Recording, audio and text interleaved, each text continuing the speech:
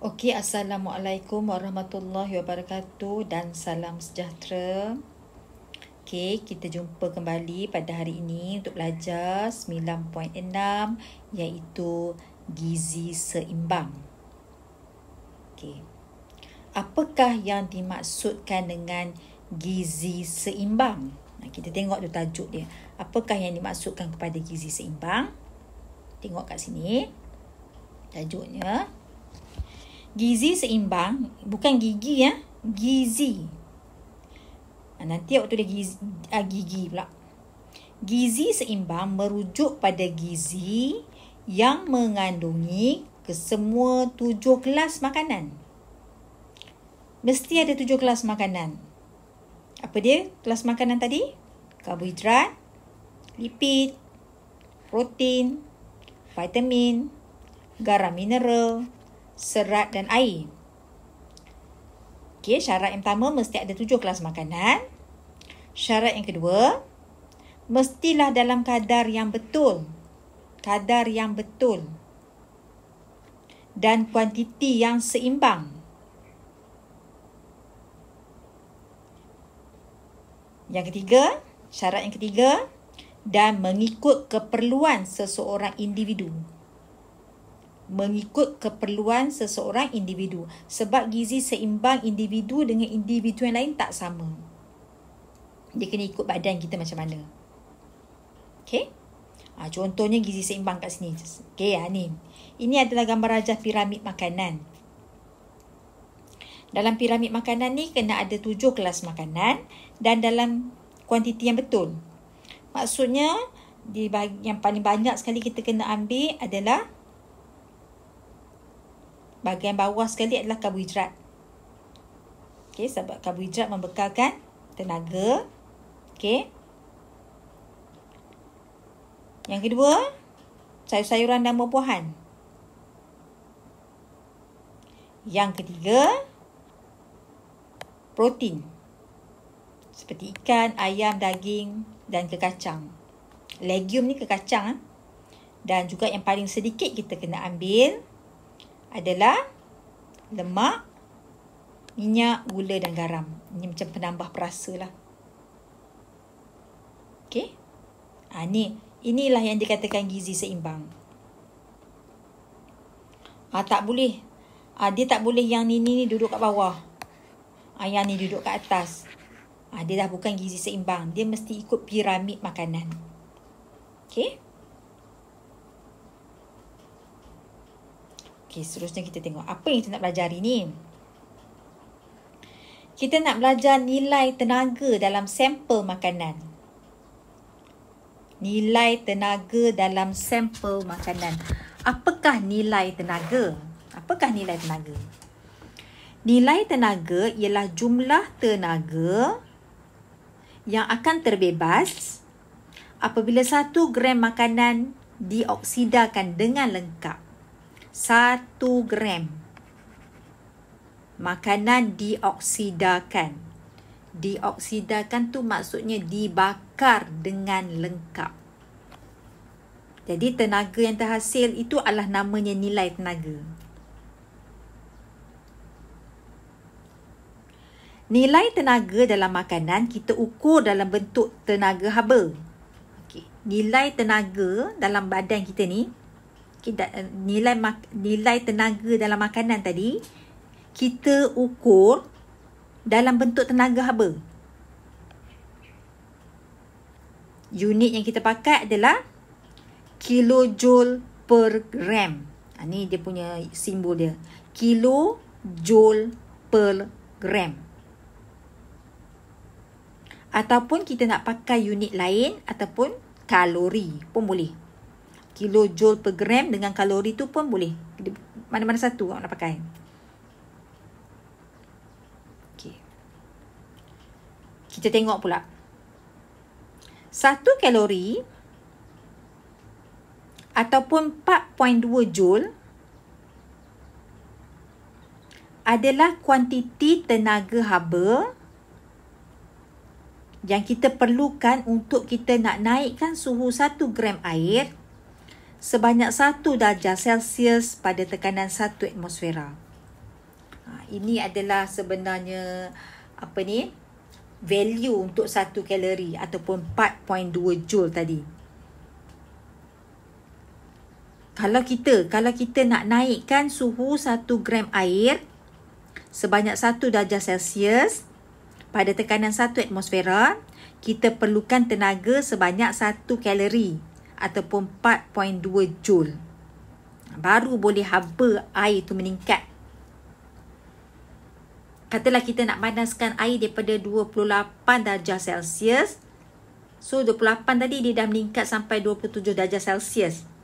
So kita kena bagi kalori sebanyak 1 kalori ataupun 4.2 joule. Baru haba tadi boleh meningkat daripada 28 ke 29 darjah Celsius. Peningkatan sebanyak 1 darjah Celsius. Jelas ya?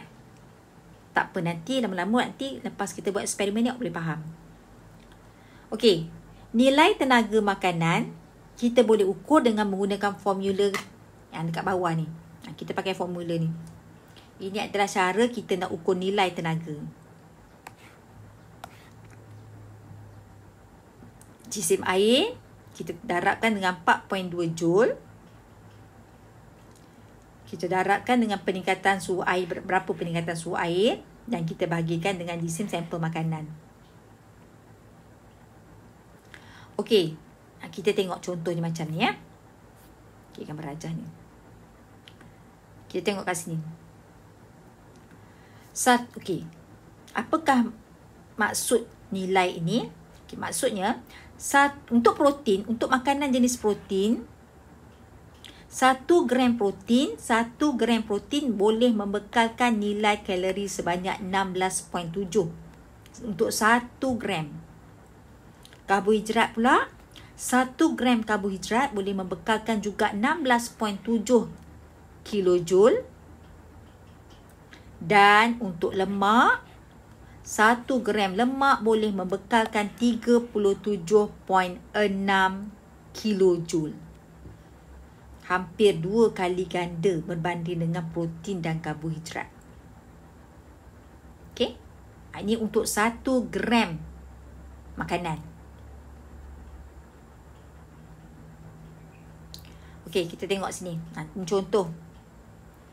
Contoh labeling yang ada pada makanan yang kita boleh jumpa dekat kedai ataupun kat rumah kita. Contohnya ya. Kita tengok sini. Ada di sini kan dia tulis tenaga kan. Okey.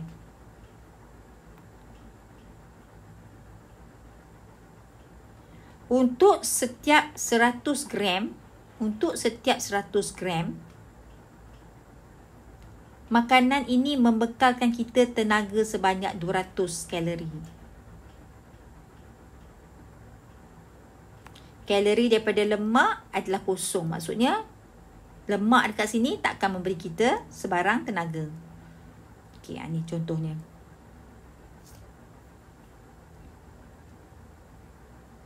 Jelas ya? Okey. Contoh lagi ni, contohnya roti ni. Okey, roti ni. Kita tengok. Setiap 100 gram roti ini akan membekalkan kita tenaga sebanyak 343 kilokalori. Yang ni pula 2 keping roti, iaitu 60 gram roti, boleh membekalkan kita sebanyak 206 kilokalori. Semua dekat labeling makanan ada dinyatakan nilai tenaga yang kita akan dapat. Okey. Jadi kita bolehlah makan makanan mengikut keperluan tenaga yang badan kita perlukan. Kalau kita perlukan banyak tenaga, kita kenalah makan banyak. Kalau kita kurang menggunakan tenaga, kalau kita makan banyak juga, dia akan ditukarkan menjadi lemak. Jadi tak seimbanglah nanti. Okey? Okay, kita tengok eksperimen kita. Kita berbalik pada eksperimen kita hari ni. Okey. Kita tengok ya. Ini dia punya unit 1 kalori ni bersamaan dengan 4.2 joule dan 1 kilojoule bersamaan dengan 1000 joule. Ini penting kalau kita nak buat pengiraan nanti, ya, unit ni. Okey, kita tengok aktiviti 9.4. Dalam aktiviti 9.4, kita nak mengkaji nilai tenaga dalam sampel makanan. Kita nak mengkaji nilai sampel dalam makanan tadi.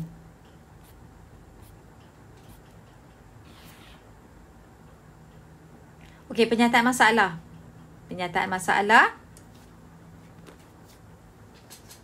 Apakah sampel makanan yang mempunyai nilai tenaga yang paling tinggi? Apakah sampel makanan yang mempunyai nilai tenaga yang paling tinggi? Itu penyataan masalah. Hipotesis. Hipotesis mengatakan kacang tanah mempunyai nilai tenaga yang lebih tinggi berbanding kacang gajus. Maksudnya kat sini kita gunakan dua jenis kacang lah. Satu kacang tanah dan satu lagi kacang gajus. Okey, hipotesisnya mengatakan kacang tanah lebih tinggi nilai tenaga berbanding kacang gajus. So, pemboleh ubah yang dimanipulasi adalah jenis sampel makanan.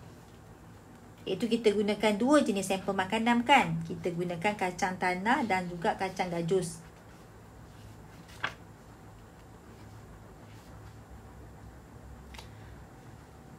Pemboleh ubah yang bergerak balas adalah nilai tenaga sampel makanan. Nilai tenaga dalam sampel makanan. Inilah data yang kita nak kutip lah sekalian ni kan. Nilai tenaga dalam sampel makanan. Yang dimalarkan adalah jisim air. Okey, bahan-bahan yang kita perlukan. Kita tengok kat sini. Bahan yang kita perlukan. Kita perlukan bahan air suling. Kita perlukan sampel makanan iaitu kacang gajus dengan kacang tanah. Kapas dan juga plastisin. Radas yang kita perlukan adalah kaki retot berserta dengan pengapit, termometer, tabung didih, jarum panjang, penimbang elektronik, penghadang, silinder penyukat dan penunduh bangsen. Okay. Seperti gambar rajah ni. Kita setkanlah kita punya radas kita seperti gambar rajah ni. Dalam buku teks ni ya. Okey. Kita besarkan. Okey, ni bahan yang kita perlukan. Okey, kita tengok. Macam mana kita nak lakukan eksperimen ini? Kita tengok. Ni. Jadi kalau kita lukis, kalau nak lukis nanti awak pakai lukisan yang macam ni. Lebih senang nak lukis berbanding dengan lukisan dalam buku teks tadi. Okey? Pakai lukisan yang macam ni.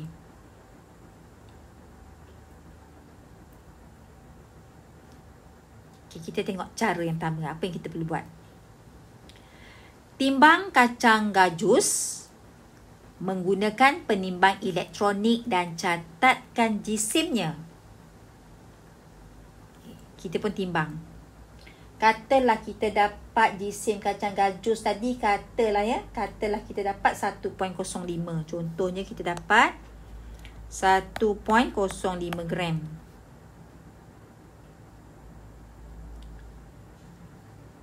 Nombor 2. Sukat 20 ml air suling menggunakan silinder penyukat dan masukkan ke dalam tabung didih. So, suhu air, jisim air adalah sebanyak 20 ml. Isi padu air. Isi padu air adalah sebanyak 20 ml. 20 ml. Yang ketiga, apitkan tabung didih yang berisi air tadi kepada kaki retot. Dan kita masukkan termometer.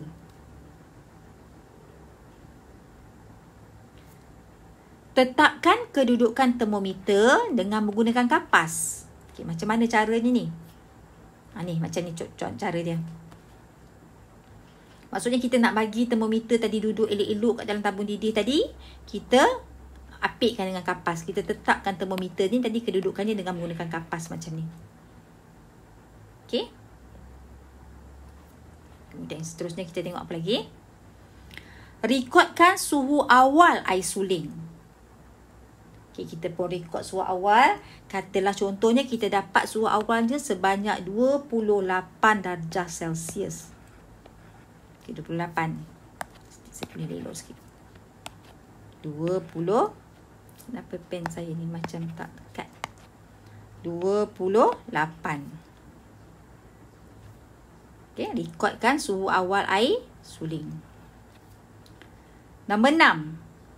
Cucukkan kacang gajus pada hujung jarum dan dirikan jarum menggunakan plastisin. Macam mana caranya? Macam ni. Kita ambil jarum tadi, kita cucuk ujung dia dengan kacang tadi. Ni kacang, ni jarum. Dan kita tetapkan kedudukan jarum tadi dengan menggunakan plastisin. Kita nak bagi dia berdiri. Okey. Jelas ya? Letakkan penghadang di sekeliling susunan radas. Kita letakkan penghadang. Tak kisahlah kita letakkan buku ke, kita letakkan plywood ke, contohnya macam ni. Ni penghadang ni.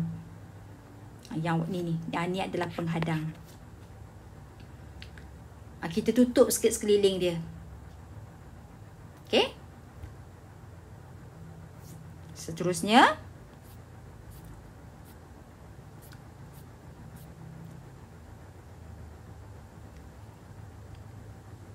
nyalakan kacang gajus dengan menggunakan penundu Bunsen. Kita ambil kacang gajus tadi, kita pergi dekat api, kita bagi kacang gajus tu terbakar. Bila dia dah terbakar, bila dia dah mula terbakar, awak alihkan dan awak letakkan kacang gajus yang sedang terbakar tadi di bawah tabung didih yang dah berisi air.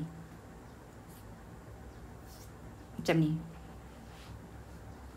Okey. Nampak tu kacang gajus yang dah mula terbakar? Awak letakkan dia betul-betul dekat bawah tabung didih yang ada isi air tadi. Ni tabung didih kita ni. Dah ada air kat dalam ni. Ni air. Awak letakkan kacang tadi serapat mungkin pada tabung didih tadi. Kalau boleh rapat-rapat lagi. Jangan letak macam ni. Ni tabung didih yang ada air. Gajusnya awak letak bawah macam ni. Ni terbakar kan. Dia terbakar api kan. Ini salah. Kita kena letakkan serapat yang mungkin. Macam mana? Macam ni. Contohnya macam ni. Ni kacang gajus yang tengah terbakar ni tadi. Awak rapatkan serapat mungkin. Ni plastisin. Okey. Okey, jelas ha? Seterusnya.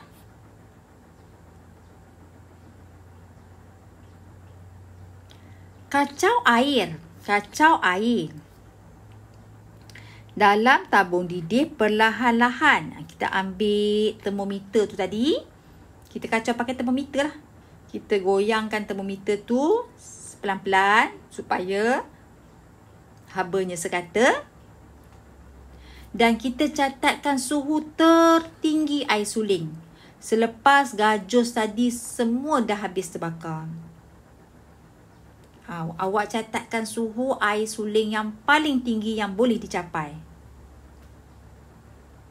Katalah dalam eksperimen ni kita dapat 97 darjah Celsius suhu air tadi. Contoh. Okey, dah selesai kah? Dah selesai untuk kacang gajus. Nombor 10. Gantikan air di dalam tabung didih. Okey, awak ambil tabung didih lain. Ataupun awak nak gunakan tabung didih yang sama, awak buang air yang panas tadi, awak ganti air suling sebanyak 20 ml juga. Ataupun awak ambil saja tabung didih lain yang dah awak isikan air suling 20 ml juga. Nombor 11, awak ulanglah langkah 1 sampai langkah 9 dengan menggunakan kacang tanah pula. Awak buat benda yang sama. Sekarang ni awak gunakan sampel kacang tanah.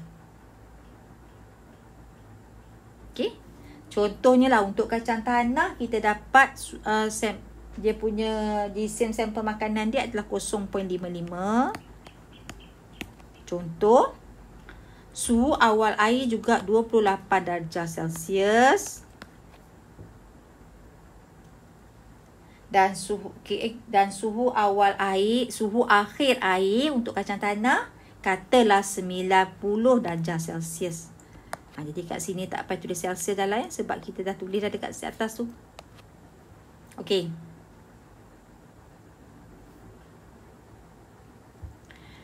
Bila awak dah selesai buat untuk kacang tanah dan kacang gajus. So, nombor 12. Hitungkan nilai tenaga bagi setiap sampel makanan menggunakan formula berikut. Kena pakailah formula yang dibagi tu. Untuk awak pakai formula ni, awak kena kira lah berapakah kenaikan suhu air untuk gajus dan juga kacang tanah.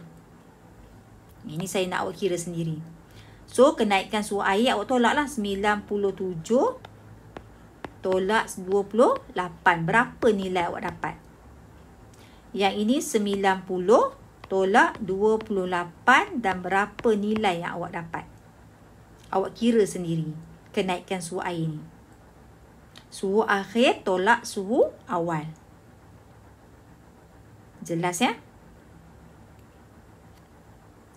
Lepas dah awak tu, awak dapat kenaikan suhu air, awak kiralah nilai tenaga dalam makanan tadi berdasarkan formula yang dibagi ni.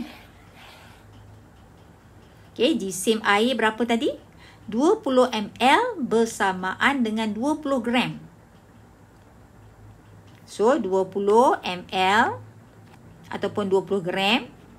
Kita darabkan dengan 4.2. So, kita darabkan dengan peningkatan suhu air. Kita bahagi dengan jisim sampel makanan, katalah 1.05. Dan kita darab dengan 1000.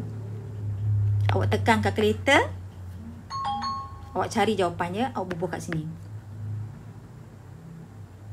Okey. Dan awak ulang pengiraan yang sama untuk kacang tanah pula. Yang ni saya nak awak kira sendiri.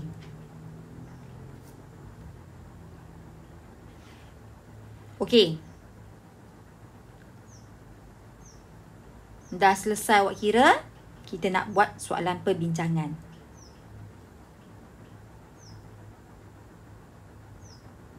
Sampel makanan manakah yang menunjukkan nilai tenaga paling tinggi?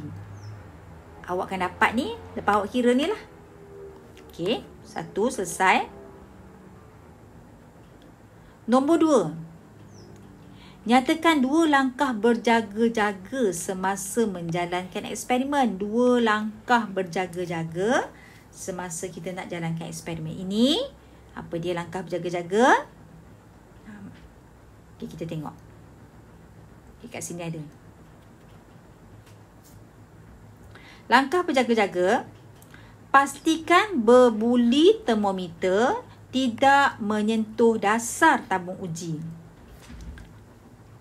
Katalah ini kan termometer, ini kan tabung uji. Termometer ni air. Pastikan termometer tadi dia punya berbuli dia jangan sentuh dasar ni macam ni. Ini salah. Sepatutnya awak kena buat macam ni. Ni air. Katalah ni termometer. Termometer macam ni saja. Pastikan berbuli. Yang ni berbuli yang ni. Ini adalah berbuli. Ni berbuli. Termometer tidak menyentuh dasar tabung didih. Sebab kalau dia sentuh, bermaksud termometer tu tak ambil suhu air, tapi dia ambil suhu kaca tabung didih. Salah ha? So yang ni langkah pertama. Langkah yang kedua.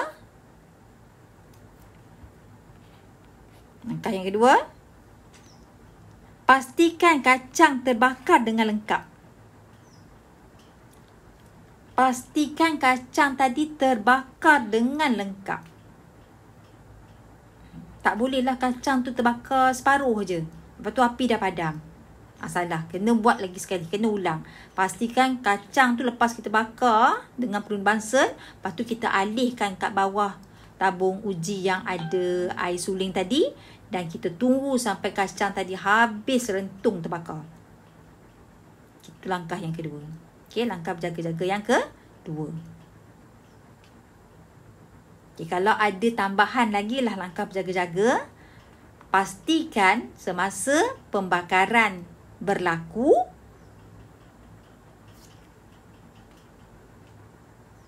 kaki retok tadi dihadang dengan menggunakan pengadang. Kita kena pakai pengadang. Supaya haba yang dihasilkan tidak terbebas ke persekitaran.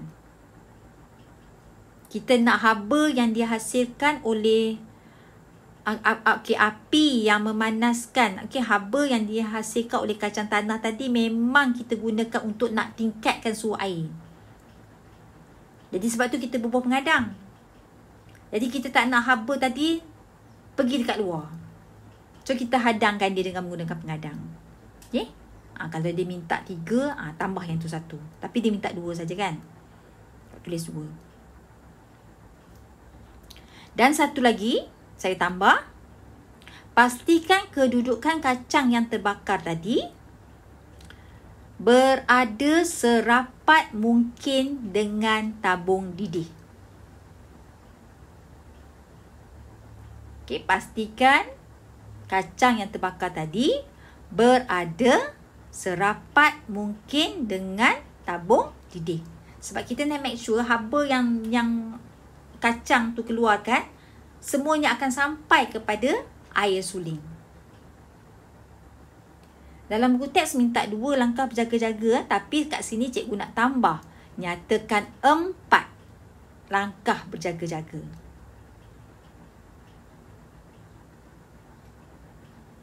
Okey?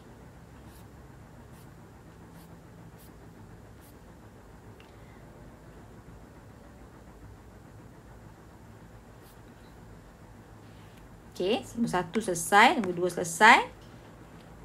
Nombor 3.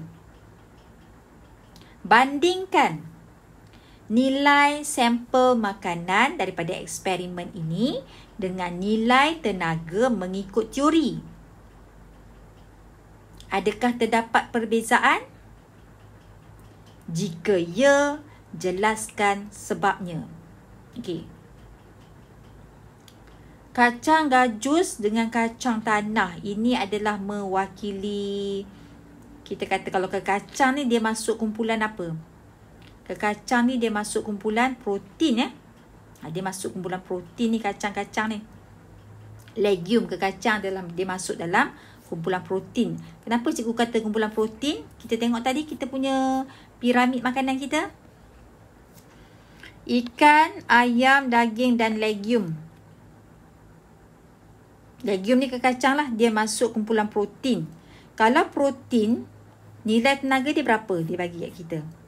Protein, untuk 1 gram protein, dia akan membekalkan kita 16.7 kilojoule. Jadi kita nak tengok, sama tak dengan kita dapat eksperimen yang kita buat tadi. Sebab tu saya nak buat kira. Adakah nilai yang kita akan dapat nanti ni? Ni nilai yang kita akan dapat ni. Adakah 16.7 kilojoule ataupun nilainya lebih ataupun nilainya kurang? Data yang saya bagi ni data yang saya dapat daripada Google lah. Saya dapat daripada Google. Sebab kita tak buat eksperimen ni. Jadi saya andaikan data ni data yang kita dapat daripada eksperimen lah. Okay. Kita kata bandingkan nilai tenaga sampel makanan daripada eksperimen dengan nilai tenaga mengikut teori. So kita bandingkan. Kita katalah okay, nilai tenaga yang kita dapat dalam eksperimen ini adalah sebanyak ni. Dan mengikut teori sepatutnya 1 gram kacang 1 gram protein boleh membekalkan 16.7. Kalau dapat sama, okey lah. Tapi kalau tak sama, sebab kenapa tak sama? Macam teori. Sebab yang pertama, mungkin ni adalah ralat-ralat ya. Mungkin haba yang dihasilkan oleh kacang tanah tadi sebahagian ianya telah pun terbebas ke persekitaran. Ini sebab yang pertama lah ralat kita punya eksperimen kita ni. Mungkin haba yang dihasilkan semasa pembakaran kacang tanah tadi telah terbebas ke persekitaran. Yang kedua, mungkin haba ataupun macam ni. Mungkin kedudukan kacang tanah tidak rapat dengan dasar tabung didih. Ini mungkin ralat-ralat kesilapan yang kita mungkin akan lakukan yang menyebabkan keputusan kita tak sama seperti teori. Okay? Awak bagi 2 ni, jelaskan sebabnya. Okey, nombor 3 dah selesai. Kesimpulan, adakah hipotesis tersebut diterima?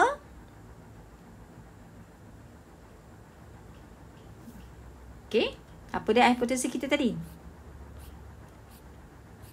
Hipotesis kita tadi apa dia? Kacang tanah mempunyai nilai tenaga yang lebih tinggi berbanding kacang gajus. Betul tak?